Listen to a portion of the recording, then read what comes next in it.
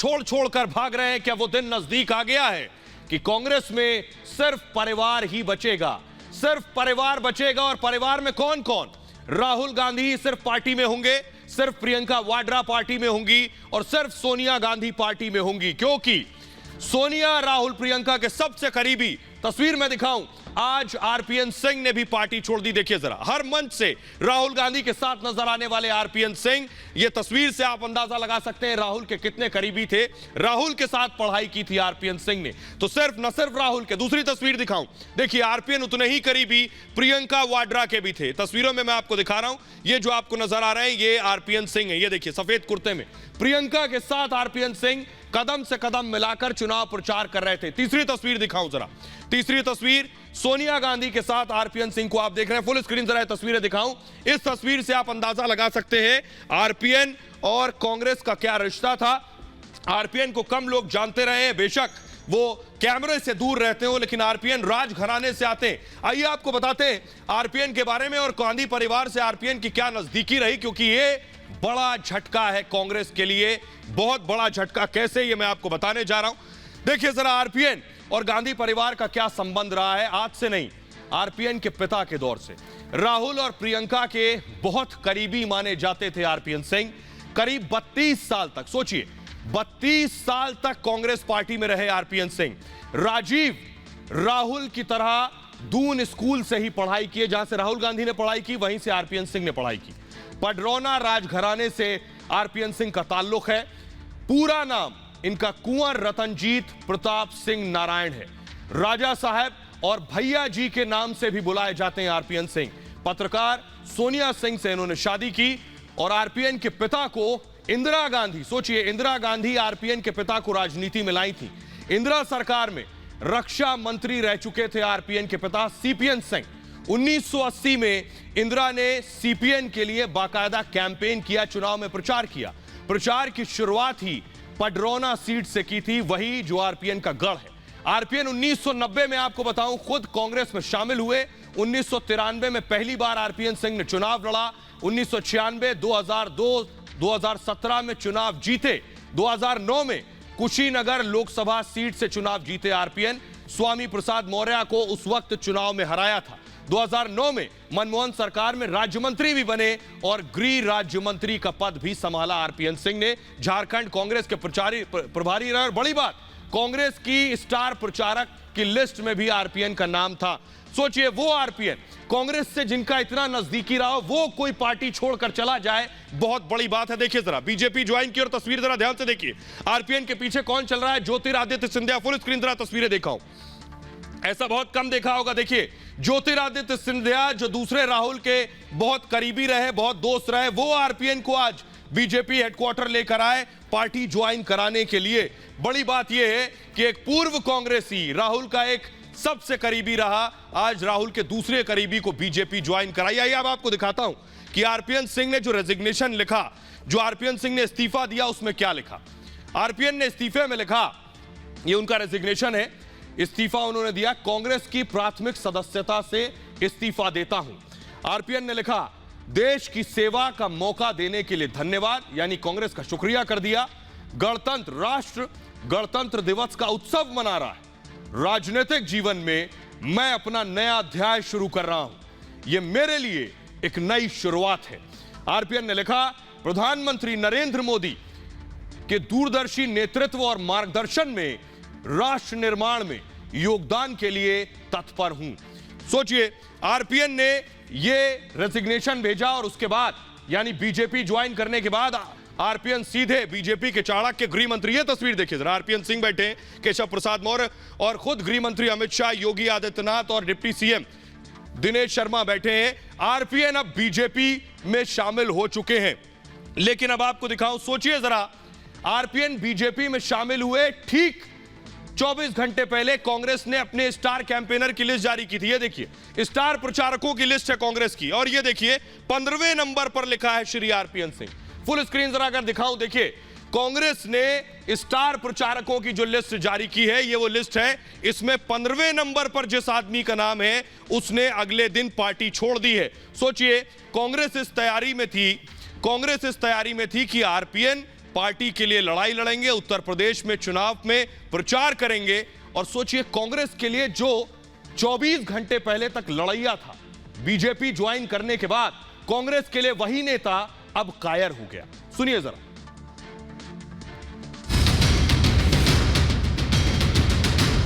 जिस पार्टी में इतने साल रहा, वो अब वो पार्टी रह नहीं गई जहां मैंने शुरुआत, और ना तो वो सोच रहे। इसको लड़ने के लिए वीरता चाहिए, साहस चाहिए, और जैसा कि प्रियंका जी कहती हैं, कायर इस लड़ाई को लड़ नहीं सकते।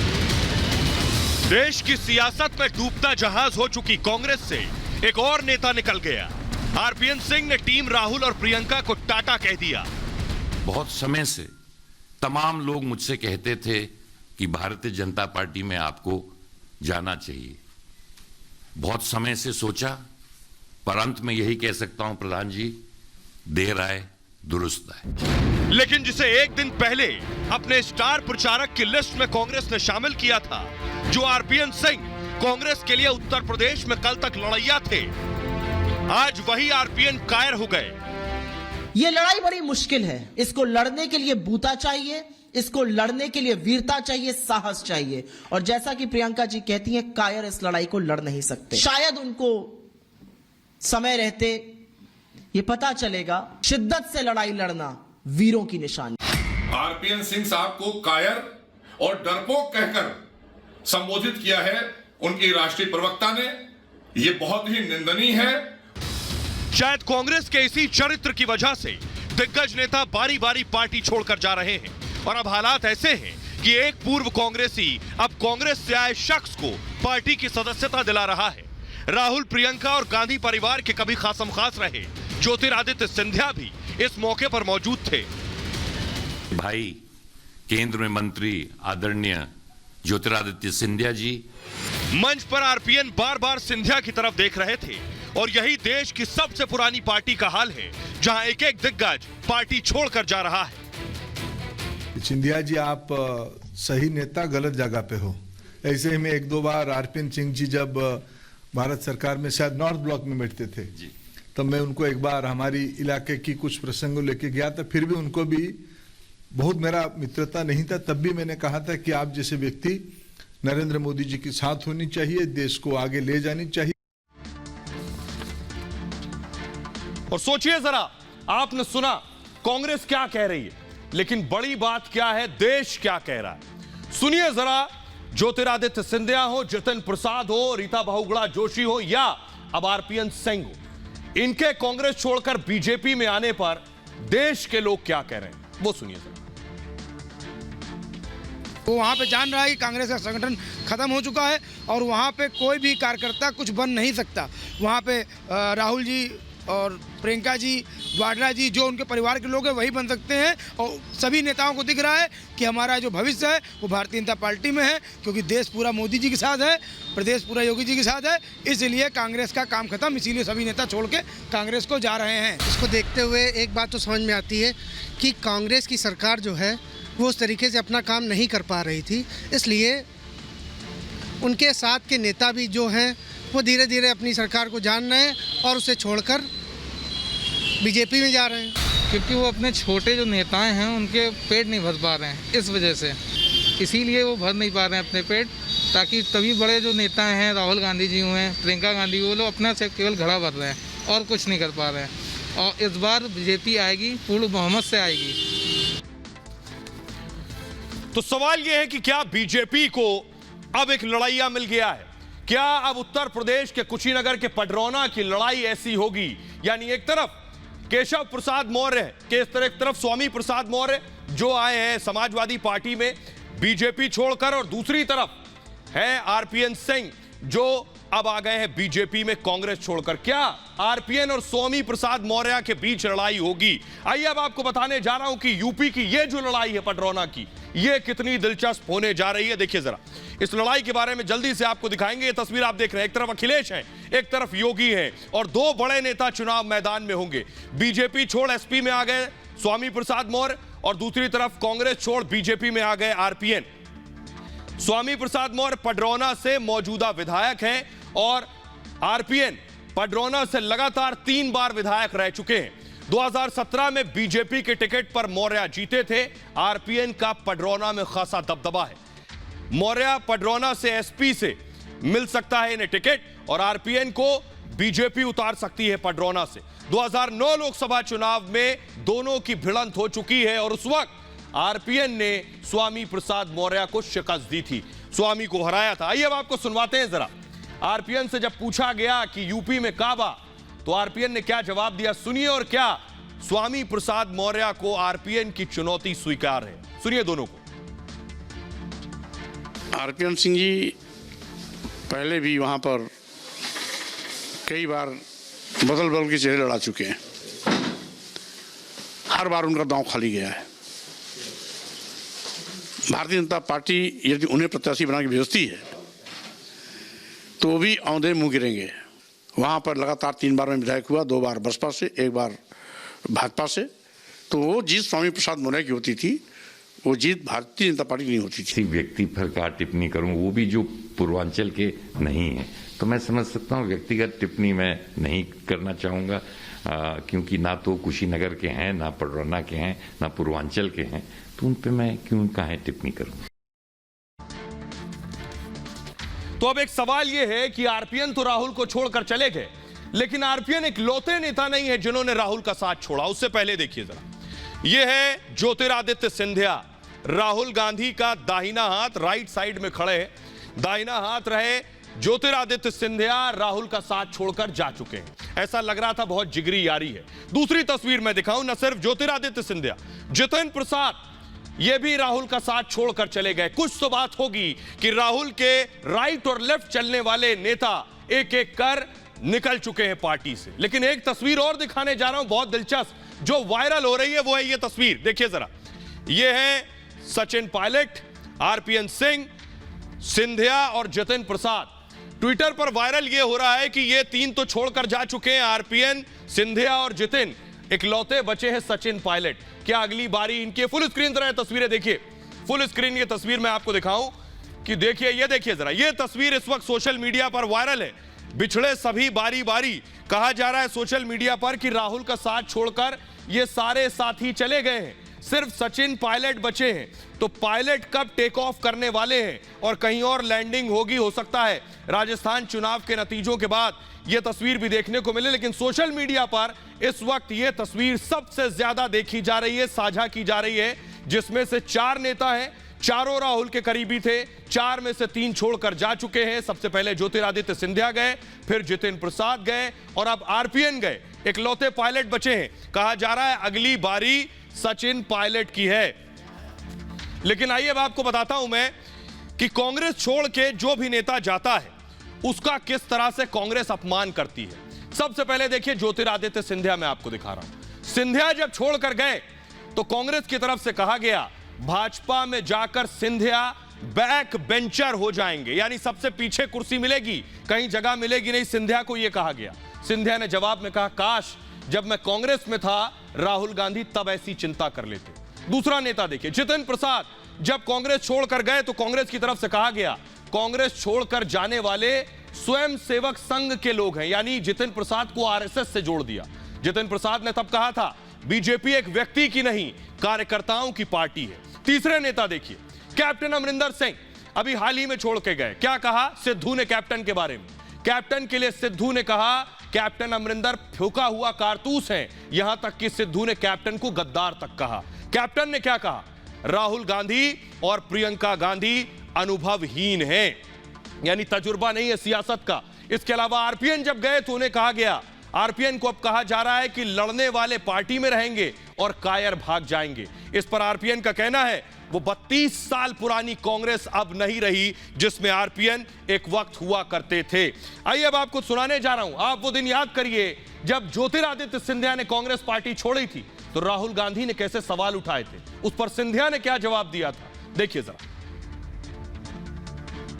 ज्योतिरादित्य सिंधिया जी को अपने पॉलिटिकल भविष्य का डर लग गया और जो उनकी विचारधारा थी उन्होंने उसको अपनी जेब में रख दिया और आरएसएस के साथ चले गए।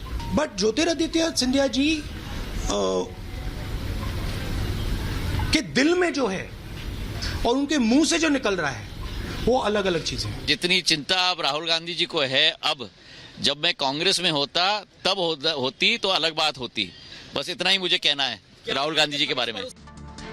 अब एक सवाल सभी के जहन में ताजा है कि आखिर कांग्रेस में भगदड़ मची क्यों है, कांग्रेस में भागम भाग की बड़ी वजह क्या है। तो आइए आपको बताने जा रहा हूं कांग्रेस में इस भागम भाग की वजह ये है। भगदड़ की सबसे बड़ी वजह, चेहरे देखिए, कौन कौन से चेहरे पार्टी छोड़कर भाग चुके हैं। कांग्रेस में सीनियर नेताओं की और जूनियर नेताओं की कदर नहीं, जमीनी नेताओं को महत्व नहीं दिया जा रहा जो ग्राउंड पर काम करते हैं। सचिन पायलट उसमें एक नजीर है। लगातार असफलता के बावजूद बड़ी भूमिका में राहुल गांधी आज भी हैं। बेशक अध्यक्ष ना हो, लेकिन राहुल की भूमिका किसी से छिपी नहीं। सोनिया के पुत्र मोह में बड़े बड़े जो नेता हैं उन्हें किनारे लगा दिया गया, उन्हें कभी आगे बढ़ने का मौका नहीं दिया गया। नेताओं की नाराजगी को गंभीरता से नहीं लिया जाता। नेता अपनी शिकायत करता है, राहुल गांधी से मिलने का इंतजार करता है, लेकिन मिलने का वक्त तक नहीं दिया जाता। ऐसी शिकायतें भी सामने आई। युवा नेताओं को आगे बढ़ने के मौके नहीं मिल रहे, यानी युवाओं के पास प्रतिभा जरूर है लेकिन मौका नहीं। क्यों? क्योंकि सबसे आगे खड़े हैं लाइन में राहुल गांधी, और इसलिए बाकियों को उनके पीछे ही खड़ा होना पड़ेगा। गांधी परिवार के करीबी भी अब साथ छोड़ छोड़कर जा रहे हैं। आरपीएन उनमें से एक नेता है। टीम राहुल और प्रियंका के करीबी भी लगातार छिटकते गए, दूर होते चले गए। 2014 के बाद कांग्रेस का लगातार खराब प्रदर्शन रहा है, प्रदर्शन गिरता गया। सीनियर और जूनियर नेता खेमे में बट गए हैं, यह बड़ी वजह है। युवा ही नहीं, सीनियर नेता भी परेशान चल रहे हैं, सीनियर नेता भी आवाज उठा रहे हैं, लेकिन उनकी भी कोई सुनने वाला नहीं है। दो और नेताओं को सुनिए जिन्होंने हाल ही में पार्टी छोड़ी, उन्होंने क्या मर्ज बताया कांग्रेस का। जितिन प्रसाद को सुनिए और अमरिंदर सिंह को सुनिए। सुनिए जरा। गहन मंत्रणा के बाद मैं इस निष्कर्ष पे पहुंचा कि जो परिस्थितियां कांग्रेस पार्टी में हैं, जनता के प्रति जो दूरियां बढ़ती चली जा रही हैं, और हम लोग जब राजनीति में आते हैं तो दल को माध्यम बनाते हैं कि जनसेवा करेंगे, जनता की उम्मीदों पे खरा उतरेंगे, अपने समर्थकों की और आम जनता के हितों की रक्षा करेंगे, परिवर्तन लाएंगे अच्छाई के लिए, भलाई के लिए। जब महसूस होने लगा कि वो मैं नहीं कर पा रहा हूँ। मैंने कांग्रेस प्रेसिडेंट से बात की थी सुबह, और मैंने उनको कह दिया था कि मैं इस्तीफा दे रहा हूँ आज। पहले तो एमएलए को एक बार बुलाया दिल्ली में। और आइए अब मैं आपको दिखाने जा रहा हूं कांग्रेस पार्टी जब ये नेता छोड़ रहे थे तो कांग्रेस कह रही थी कि बीजेपी में बैक बेंचर होंगे, बीजेपी में इन्हें कहीं जगह नहीं मिलेगी। लेकिन कांग्रेस को आज ये सोचना होगा क्या इन नेताओं में प्रतिभा थी और कांग्रेस समझ नहीं सकी, क्योंकि ये नेता आज कहां खड़े हैं देखिए जरा। कांग्रेस छोड़कर आए नेता आज कहां है ये आपके सामने। सबसे पहले ज्योतिरादित्य सिंधिया टीम राहुल में थे, आज टीम मोदी में है। देखिए, टीम राहुल छोड़कर बीजेपी में शामिल हुए सिंधिया। मध्य प्रदेश में बीजेपी की सरकार बनवाई, बीजेपी से इस वक्त वो राज्यसभा सांसद हैं और टीम मोदी में नागरिक उड्डयन मंत्री हैं। दूसरे नेता हैं हेमंत बिस्वा शर्मा, राहुल से नाराज होकर बीजेपी में शामिल हुए। बीजेपी ने असम का मुख्यमंत्री बनाया उन्हें। बीजेपी के लिए नॉर्थ ईस्ट का बड़ा चेहरा इस वक्त हेमंत बिस्वा शर्मा है। एक और नाम जितिन प्रसाद, राहुल का साथ छोड़कर बीजेपी में आए और बीजेपी ने एमएलसी बनाया। इस वक्त योगी आदित्यनाथ की कैबिनेट में मंत्री हैं। यूपी में बीजेपी के बड़े ब्राह्मण चेहरा भी हैं जितिन प्रसाद। एक और नाम रीता बहुगुणा जोशी, जो पहले कांग्रेस छोड़कर आई, 2016 में कांग्रेस से बीजेपी में आई, योगी सरकार में मंत्री रह चुकी हैं रीता बहुगुणा जोशी, और अभी इस वक्त बीजेपी की लोकसभा सांसद हैं। एक और नाम नारायण राणे, महाराष्ट्र के कद्दावर नेता, कांग्रेस में कोई पूछ नहीं थी, बीजेपी में आए, मोदी सरकार में उद्योग मंत्री हैं इस वक्त। कैप्टन अमरिंदर सिंह, किस तरह से उन्हें पार्टी से बाहर निकाला गया, उनकी कुर्सी ली गई, ये सभी को पता है। कैसे उनकी सीएम की कुर्सी गई, उस शख्स के जरिए जो पार्टी में नया नया आया था। सिद्धू से विवाद के बाद पार्टी छोड़ दी कैप्टन ने। पंजाब में बीजेपी के साथ इस वक्त गठबंधन किया है और चुनाव लड़ने जा रहे हैं कैप्टन अमरिंदर सिंह। तो आइए अब आपको बताने जा रहा हूं मैं, सिर्फ ये गिनती के नेता नहीं है, जूनियर नेता नहीं है, कांग्रेस के सीनियर नेता भी इसी तरह की आवाज उठा चुके हैं। ये है कांग्रेस के G23 लीडर्स, यानी 23 नेता, वो सीनियर नेता जिन्होंने कांग्रेस के लिए बहुत काम किया। इनकी भी कोई सुनने वाला नहीं। तो जूनियर तो पार्टी छोड़कर जा ही रहे हैं, लेकिन सीनियर नेता बाकायदा चिट्ठियां लिख रहे हैं। देखिए जरा सीनियर लीडर्स क्या चिट्ठी लिख रहे हैं, ये आपके सामने। सीनियर नेताओं ने लिखा, G23 नेताओं ने बाकायदा सोनिया गांधी को चिट्ठी लिखी। पार्टी में ऊपर से नीचे तक कहा गया कि बड़े स्तर पर परिवर्तन करिए। कांग्रेस वर्किंग कमेटी बैठक बुलाने की मांग की गई, लेकिन नहीं बुलाई गई। आला कमान पर सीधे सीधे हमला बोला गया, लेकिन कोई सुनवाई नहीं हुई। सवाल यह है, इन नेताओं ने सवाल उठाया कि आखिर पार्टी के अंदर फैसले कौन ले रहा है, वो शख्स कौन है जो डिसीजन ले रहा है। गुलाम नबी आजाद, आनंद शर्मा, कपिल सिब्बल उन नेताओं में शुमार हैं जिन्होंने चिट्ठी लिखी। मनीष तिवारी, भूपेंद्र सिंह और राज बब्बर भी इन नेताओं में हैं जिन्होंने खत लिखा। CWC कार्यकारिणी के सदस्य भी इसमें शामिल थे, लेकिन कोई सुनवाई नहीं हुई। बहरहाल कांग्रेस डूबता जहाज है, इसलिए नेता जहाज से कूद कूद के उतरते जा रहे हैं। आगे बढ़ते हैं और आइए अब बात करते हैं उत्तर प्रदेश चुनाव की, यूपी चुनाव के ओपिनियन पोल की। वो ओपिनियन पोल, यूपी की जनता का आखिर मूड क्या है, ये आपको हम बताने जा रहे हैं। ओपिनियन पोल रिपब्लिक भारत का आपको दिखा रहे हैं। यूपी के चुनाव कुछ हफ्तों में ही शुरू होने हैं, आपके सामने वो पोल रखने जा रहे हैं। कौन रेस में आगे है, कौन रेस में उससे पीछे है, वो ओपिनियन पोल आपको हम दिखाने जा रहे हैं। इससे पहले हमने एक ओपिनियन पोल आपके सामने रखा था जिसमें हमने दिखाया था कि बीजेपी को कितनी सीटें मिल रही हैं, समाजवादी पार्टी को कितने % वोट मिल रहे हैं। लेकिन अब एक और ओपिनियन पोल हम आपके सामने रखने जा रहे हैं और वो है ये।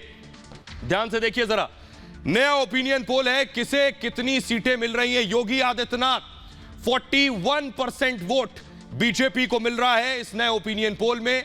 33.4% वोट अखिलेश यादव को यानी समाजवादी पार्टी आरएलडी को, और मायावती को लगभग 13% वोट मिल रहा है, 13.3% वोट। कांग्रेस को 6.7% वोट मिल रहा है और अन्य के खाते में 5.5% वोट। यह बता रहा है कि योगी आदित्यनाथ अभी भी, बीजेपी अभी भी नंबर 1 पार्टी बनी हुई है इस पोल के जरिए। आइए अब आपको दिखाने जा रहा हूं कि सीट यानी किसको कितनी सीटें मिलेंगी, यह है आपके सामने ओपिनियन पोल के नतीजे।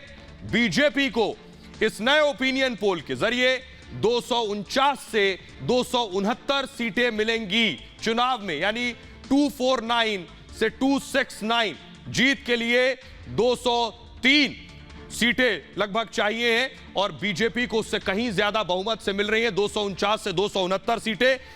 समाजवादी पार्टी को 113 से 133 सीटें, बीएसपी को 9 से 17 सीटें, कांग्रेस को 3 से 9 और अन्य के खाते में 0 से 4 सीटें आने की संभावना है।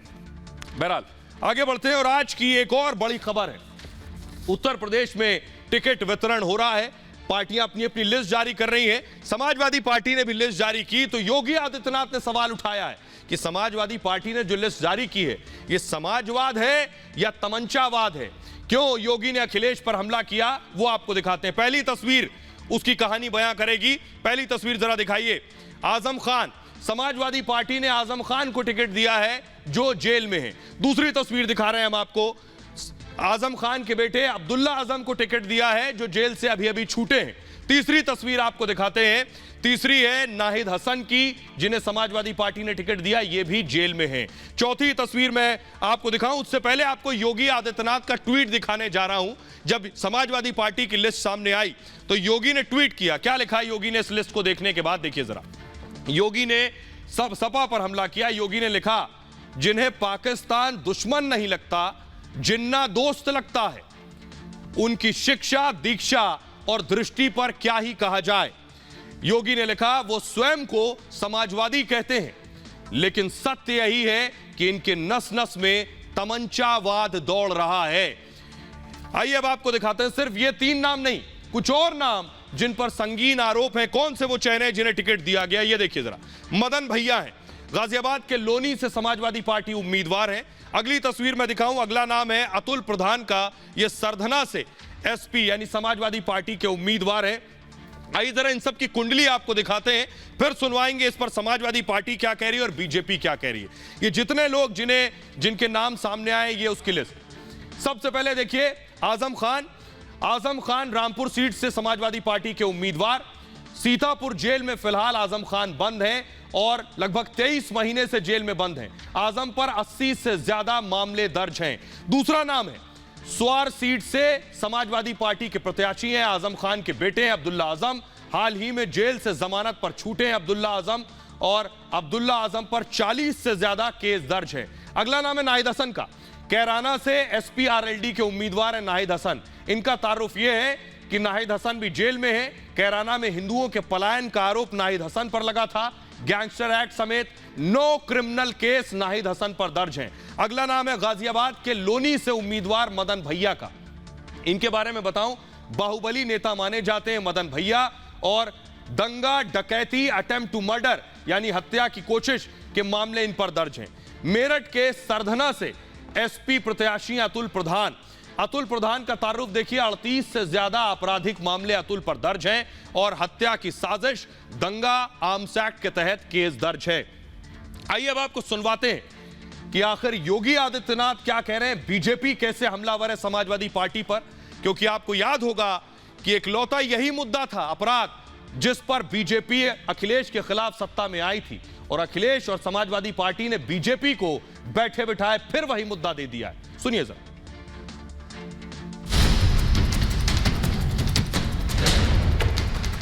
और हिस्ट्री सीटर को अपना कैंडिडेट बना करके समाजवादी पार्टी ने अपने वास्तविक चरित्र को एक बार फिर से देश के सामने प्रस्तुत कर दिया है। –